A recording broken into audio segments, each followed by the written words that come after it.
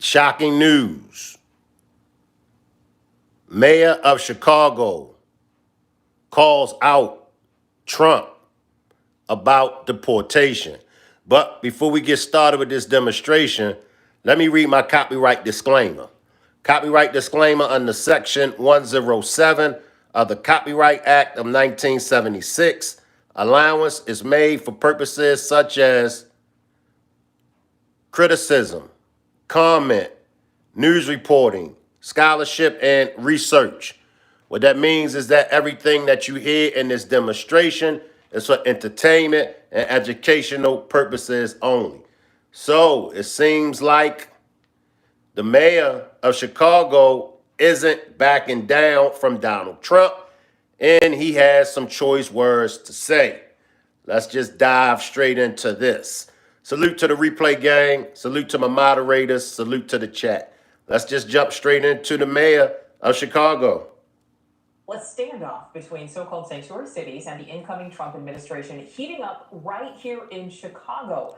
Now, on the campaign trail, Donald Trump promised mass deportations of millions of undocumented migrants. He promised to close the southern border with Mexico and to end birthright citizenship. He's also threatened to withhold funding from sanctuary states. Now, Chicago's mayor vows the city will continue to shield all migrants in spite of Trump's threats. The incoming administration is not just a threat to Chicago, but a threat to what is sensible about this country. And as mayor of the city of Chicago, we're not going to bend or break or cower to someone's threat. We're going to stand up and unite around our shared values, and they have my assurance that I'm going to protect the families of this city. So, Mayor Brandon Johnson of Chicago, he's saying that he's going to shield. He's saying that he's going to protect those illegal immigrants that Trump is going after to deport. Salute Jamie. Salute Precious Jones. He's like, look, we ain't going to get rid of these families. We're not going to deport these families. These families have my protection. What do y'all think? What do y'all think? Do you think that the mayor of Chicago should agree with Trump when it comes to the deportation, or do you think he should disagree? What are y'all thoughts? All right, so since late 2022, more than 51 million migrants have come into Chicago, and the city has spent more than $574 million to house, feed, and care for them. So joining me now is Chicago journalist and host of the Chicago Files, William J. Kelly. William, thank you so much for your time on this.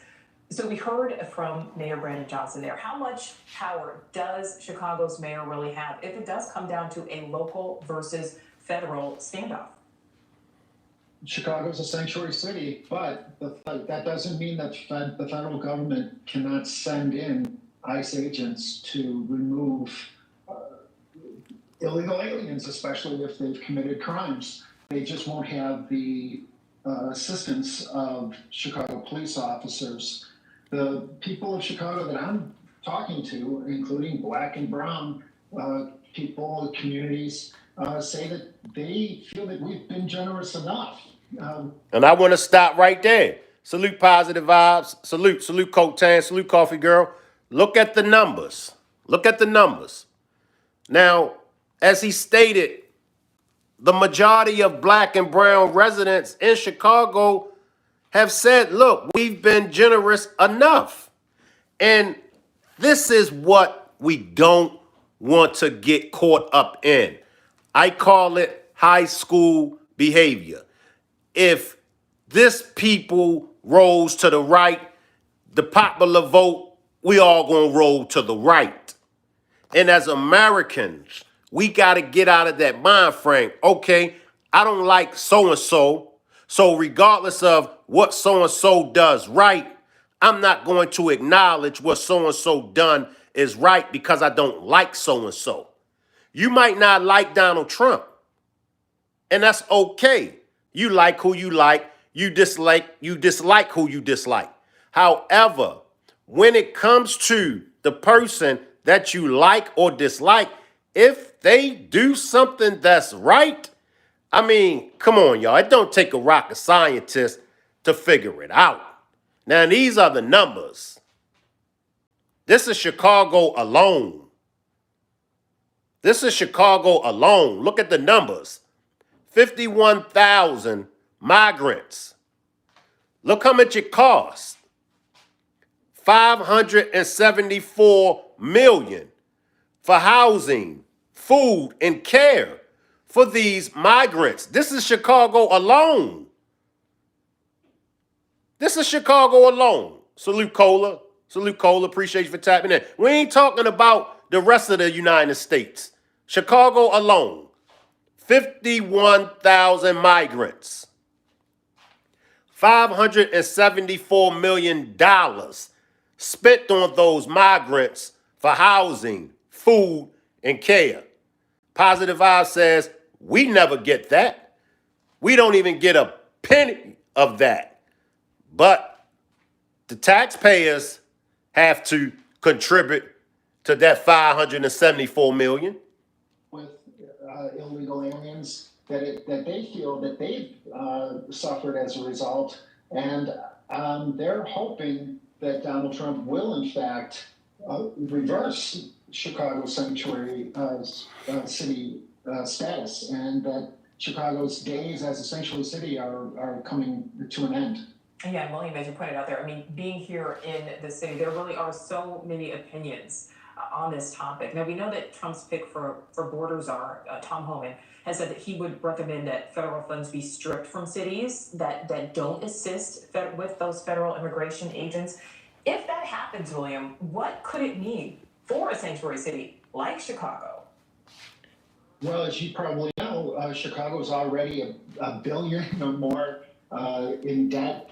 Mayor Johnson is getting pushed back at a special city council meeting today on his proposed $300 million property tax increase, which is, I called it out essentially as a migrant tax, because that's about the exact number to the penny that he's paid out to just one of the migrant vendors, in Chicago, and some of the other, and not to mention all the other migrant vendors. So this is, if Mayor Johnson thinks that he's going to push back on Donald Trump's historic mandate to close the border and secure cities like Chicago, I think he's going to find out that that's not going to work out and very well for him.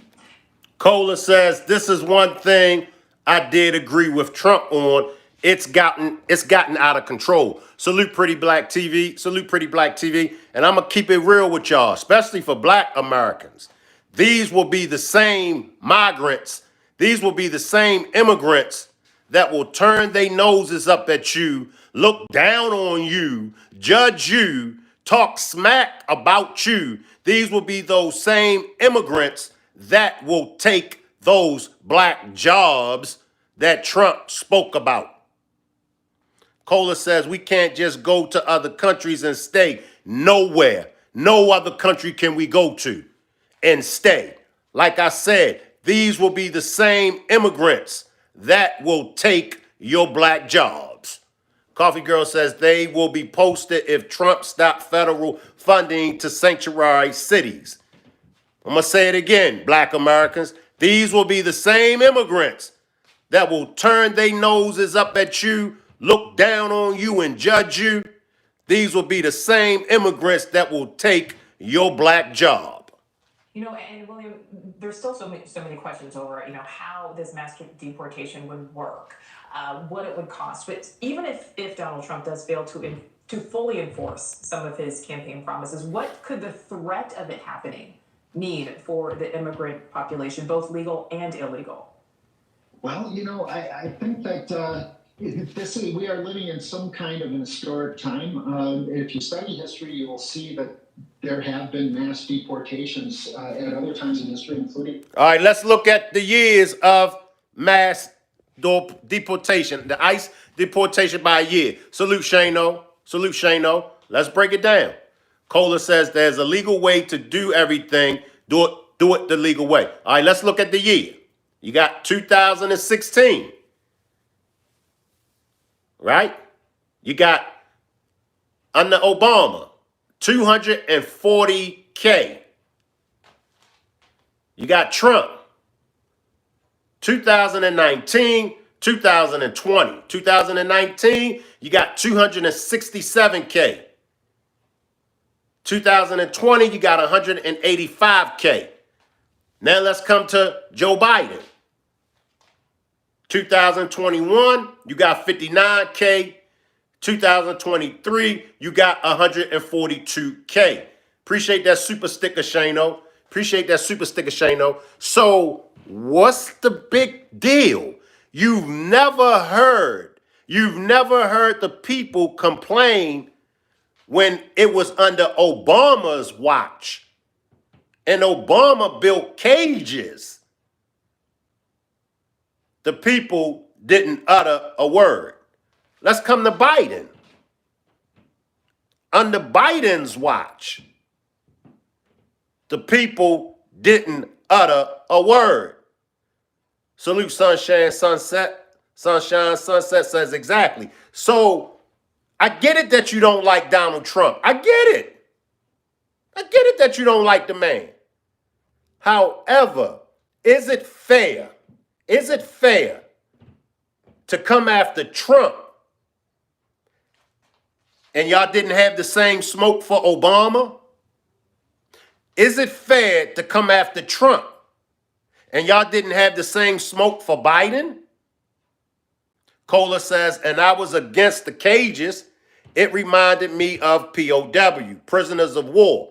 I am not a Trump fan, but this has to be done. I mean, it is what it is.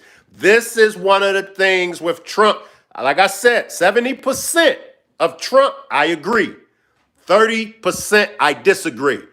This is part of the 70% of Trump that I agree with. The United States history, Eisenhower had I think the most at least up until now the greatest mass deportation in American history. So this is definitely something that's doable if you have a federal government, a president, and the ICE agents that are eager and willing to do it, which it appears as though that is exactly what we have in Washington now. Thanks for watching. Go to joinnn.com. Kohler says, I don't know about 70%, Shank. Precious Jones says, wow, Shank, thanks for educating. I appreciate you, Precious Jones. Kohler says, I don't know about all that, Shank. I'm all right with maybe one thing that he done, but I don't know about 70%, Shank. You could go ahead with all of that. Now, I'm going to go to some more clips. All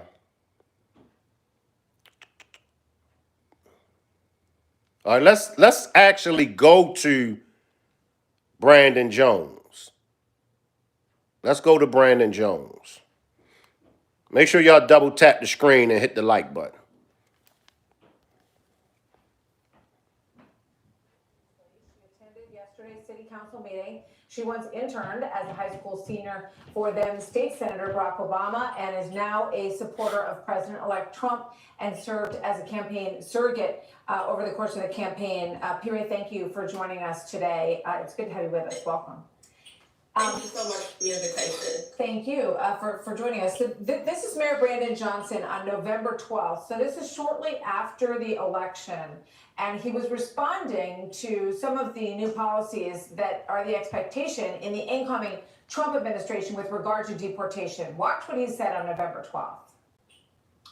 His threat is not just towards new arrivals and undocumented families. His threats are also against black families. I'm a descendant of slaves. Living through threat is painful. Why would I want anybody else to experience that? Whether you are a new arrival or someone who came up through the Great Migration from the South.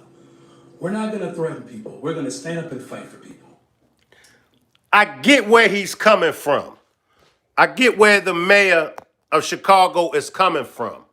And I'm sure we can agree to disagree. I'm sure that there's going to be different perspectives on this. So I can't necessarily say that my opinion on it will be right. I can't say that it will be a fact.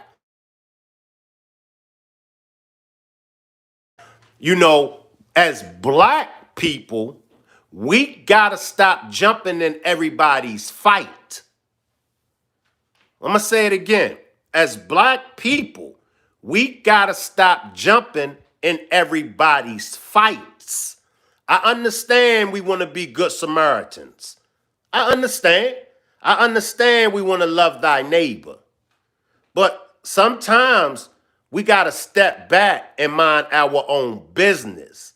Because even though, as he said, we kind of like went through the same situation as these illegal immigrants, our situation is completely different. Ours is different. Coffee Girl says, I support Trump 85%. Positive Vibe says, be a good Samaritan and pass by. Cola says, I get it, but sir, Chicago has its own issues and don't need more added to it. That money can be used for Chicago. And that's, in my opinion, that's a fact. That's a fact, Cola. With all of the problems that is already faced in Chicago. I mean, gangs. I mean, just poverty, unemployment, any and everything that you can imagine is right there in Chicago. So now here comes the migrants. What was it? 51,000 migrants.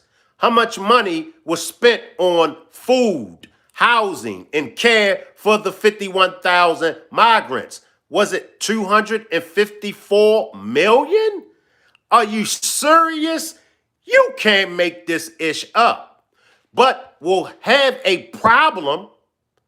The city of Chicago will have a problem with fixing up low-income neighborhoods, mainly predominantly lived in by black and brown. See how twisted America's justice system really is. You would rather give this $254 million away to non-Americans than to put it in the communities of Americans and help fix up those communities. But we all know it's a bigger picture. It's a very, very bigger picture. So on this, I disagree with the mayor. Pierre, what's your response to what the mayor had to say back on the 12th?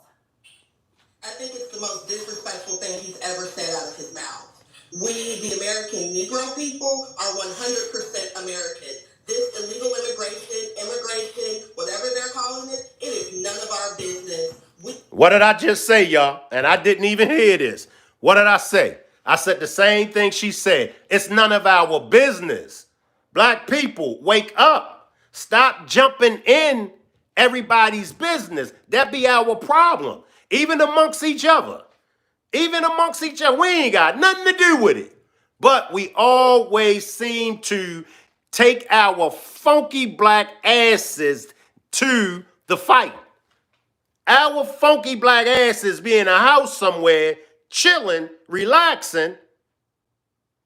Soon as we hear of a fight down the street, our funky black asses get up out the bed, get up out the comfortability that we're in, run to the fight, and then our funky black asses end up on the 11 o'clock news as being killed. Black people, we are some of the most funkiest people in the world. Black people, beyond being funky, we are some of the stupidest and dumbest people in the world. Please, in the year of 2025, funky black people, please sit y'all funky asses down and mind your own business. Please. Salute, Miss Parker. We are as American as sweet potato pie, and we stand with the American president to make our borders secure and make our citizens safe. It's an insult ancestors for him to try to use our generational trauma that we're trying to get over in our country. We're not guests here. This is our country. I'm an 8th generation free American. That's not counting before the 1870 census. So when we're talking about how we're going to deal with the illegals, we have 0 American Negro political capital to spend on this. This is our country, and we want to make it great as well. You know, it's fascinating to watch these various speakers at this event. The governor of Illinois, Governor Pritzker, has also said that he will do whatever it takes to protect the new arrivals that are, you know, using up a lot of the services in Illinois right now. Here he is on November 14th. Watch this. We have a law on the books in the state of Illinois called the Trust Act, which prohibits our local law enforcement and sheriffs and the like from coordinating with the federal authorities. I'm going to do everything that I can to protect our undocumented immigrants, the residents of our state. And it's so sad, y'all, because the mayor of Chicago, Mr. Brandon Johnson, he ain't done nothing for the city of Chicago. Salute, Dan. Salute, Dan. He hasn't done anything for the city of Chicago, let alone black people. I can't even just zoom in on black people, but I can. He hasn't done anything for the city of Chicago. But as y'all see, he's willing to protect non-Americans. He's willing to protect those that is going to make the city of Chicago even more dangerous, because here's what's going to happen. And I don't have to tell y'all what's going to happen. Those illegal immigrants that is in Chicago, they are going to, if not already have they gangs, they're going to establish gangs in the city of Chicago. Now, we know the city of Chicago is the hub. The city of Chicago is the land where the gangs originated from. So what's going to happen? These illegal immigrants are going to do what as gang members?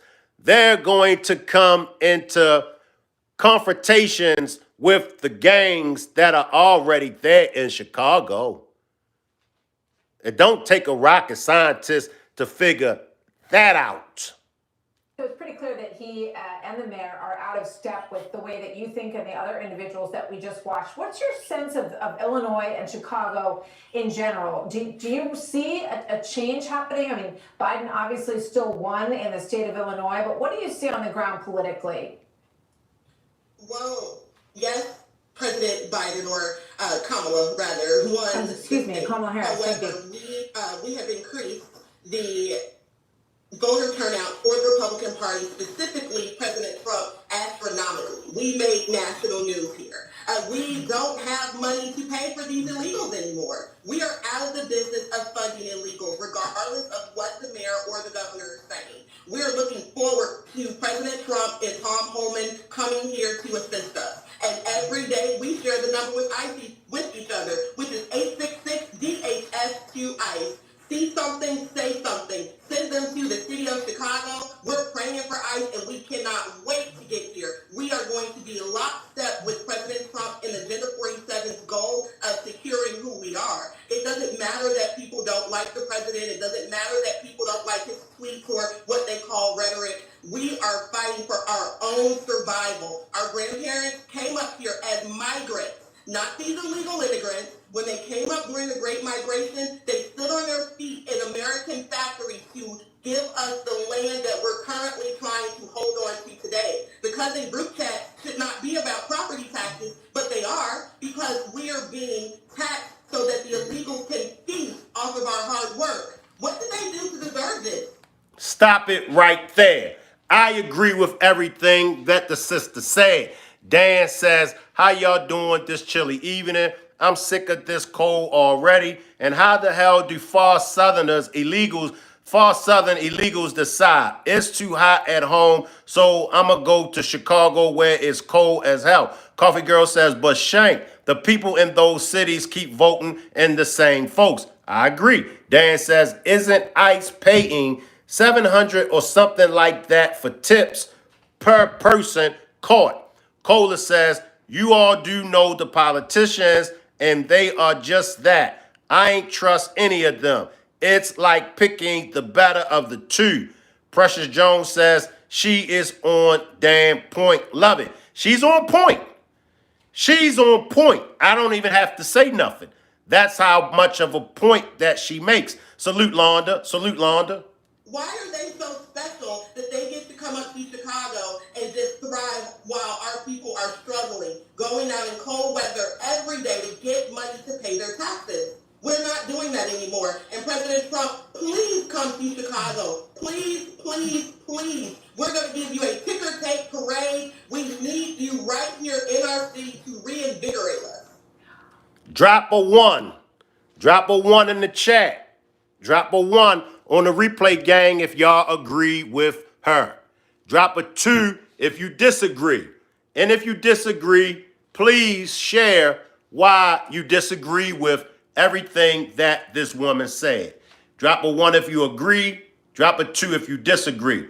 Precious Jones dropped the one. Kohler says, sadly, Breonna Taylor, along with others, will never get justice. And I agree with you, Kohler. I agree. Jamie dropped the one. James dropped the one. Jamie dropped the one. Michelle, salute Michelle. Michelle dropped the one. I didn't detect one lie that she told. Dan says, those fools know or they hope the black vote continues to vote blue till they're through with you. And that's the problem. Dan dropped the one. Appreciate that, Dan. Pure Easley, thank you very much. I'm going to ask Jason Miller, who works for the president, if he plans on visiting cities like Chicago. So we'll try to get you an answer on that right away. Pure, thank you very much. Good to see you. Now, many of y'all might say, the brand dropped the one. Coffee Girl dropped the one. Many of y'all might say, Monica dropped the one. Many of y'all might say, well, Shane, what exactly are we supposed to do? And I'm going to tell y'all exactly what we supposed to do. Now, I say Chicago mayor's $300 million tax increase for migrants. You can't make this shit up. Salute, Raw. Salute, Raw. Salute. 300. Let's go right to this, y'all. Let's go right to this. Total spending now tops more than $400 million. Now, despite the creation of a city spending website, it's still not exactly clear where all of that money has gone. A few moments later. I won't raise your property taxes. Then candidate for mayor, Brandon Johnson. A few moments later. Mayor Brandon Johnson was more than 40 minutes into his speech before he broke the bad news to homeowners across the city. This budget currently includes a property tax increase of $300 million to fund and keep our commitment to fund not just our pension contributions, but to fund the future of our city. A few moments later. Good afternoon. I want to know, how does it feel that Trump is in office right now? You see that? The feds need to address you, DOJ need to address you, and hopefully Donald Trump will address you. Because you're going to protect the undocumented, while you're going to allow for the citizens in Chicago to suffer under your, what, 33%? For a purpose and not for you to go touching it with $300 million that you want to siphon out of the citizens' pockets. Get rid of the illegals, and that'll take your money right back. A few moments later. First breaking news at City Hall. Mayor Brandon Johnson's property tax hike is rejected by City Council. It was an increase the mayor called to balance the budget. Sabrina Fonza joins us live. Sabrina, a lot has happened in the last hour. Jim Murray, it is unanimous. Every single alderperson voted down the mayor's $300 million property tax proposal. They say they have plenty of ideas. Now Mayor Brandon Johnson is going to be forced to listen to them. And this is one of the biggest problems that we as Americans face. And I need to talk and I need to speak about this. We are so worried about other people and they doing their jobs. I know many of y'all can relate. People are so worried about you doing your job, but in return, their funky asses ain't doing their job. And this is a clear case. And this is why I keep stressing, don't get caught up on Donald Trump. Don't get caught up on Donald Trump so much that you neglect what you supposed to be doing. Because at the end of the day, it's only but so much that Donald Trump can do. It's only but so much that Donald Trump can do. But you have people like this mayor. You have people like the mayor of Chicago all over. They are so worried about you and other people and the way that y'all do your jobs that they cannot even perform their own jobs. Now, he got the city of Chicago hot at him. Now, this was before Trump even took office. The city, the people of Chicago, they don't really take too much liking to the mayor. But he wants to come after Donald Trump. That's negative, people. That's negative. That's negative.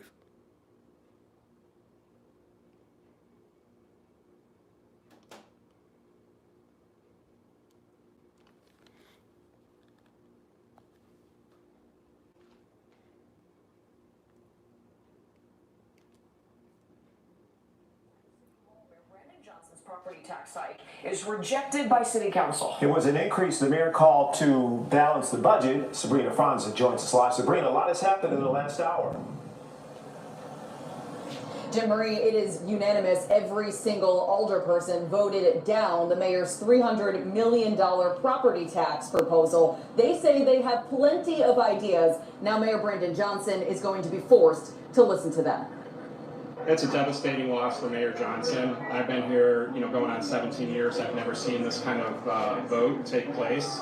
And I think in many of our lifetimes, we've never seen this. So it sends a message that that massive property tax increase he was looking for is not going to happen. At the end of the day, the state of Illinois is designed municipalities to run property taxes. We have tried to do the best we can to avoid that. However, it becomes a point where some of those things are necessary.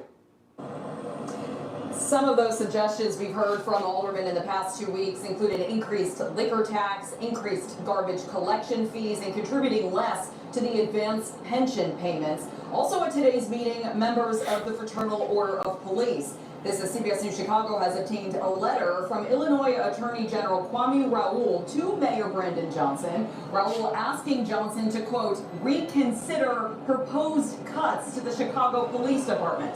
Cuts which would decrease the number of employees charged with fulfilling the department's consent decree. Raoul adds that doing so would place the city at, quote, significant risk of being held in contempt of court. Now, Mayor Brandon Johnson is expected to host a press conference to answer questions about all of these things that are currently happening at the same time.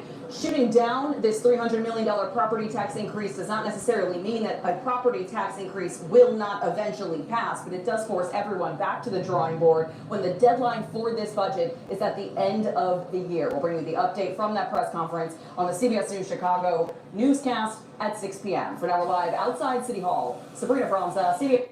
So, the mayor of Chicago, he has a problem with Trump and the deportation. All right? He got a problem with that. And what he's saying is he's going to protect them, right? But once again, like I said, it's none of our business. It's none of our business.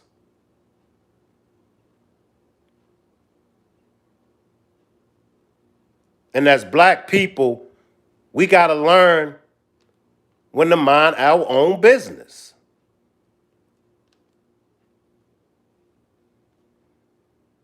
It ain't our business. That's not our place. We fighting for the migrants. We fighting for the illegal immigrants. Once they get here, they're gonna get what we've been fighting for hundreds and hundreds of years.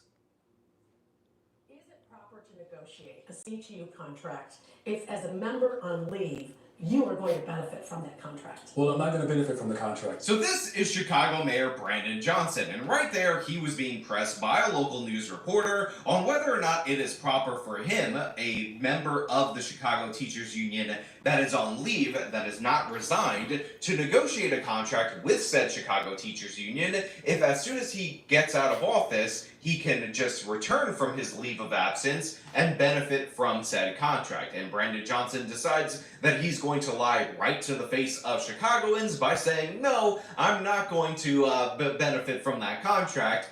Pay no attention to the fact that I'm still a member of the Chicago's Teachers Union, negotiating allegedly against the Chicago Teachers Union because I'm such a great and solid ethical guy. And this is a ridiculousness on top of a ridiculousness, but it gets even worse because Brandon Johnson claims that he was cleared by an ethics board, only for us to discover that he never even sought advice from the ethics board. Now, we gotta break this whole thing down, but before we do, I want to remind you that friend of the channel, Devin Tracy, he is raising money for his parents' home, which was lost in the California wildfires. If you're a fan of Devin, aka AIU on the internet.com, or a fan of This mayor of Chicago, and I gotta call a spade, he's full of shit. So caught up in other people's affairs. I got one more clip and then we're gonna get out of here. He's so caught up in other people's affairs.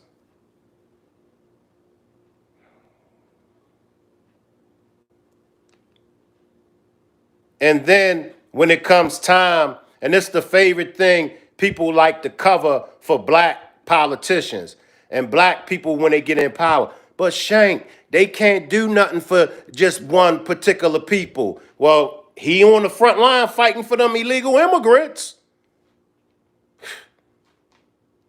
That's the first thing y'all want to hit me with.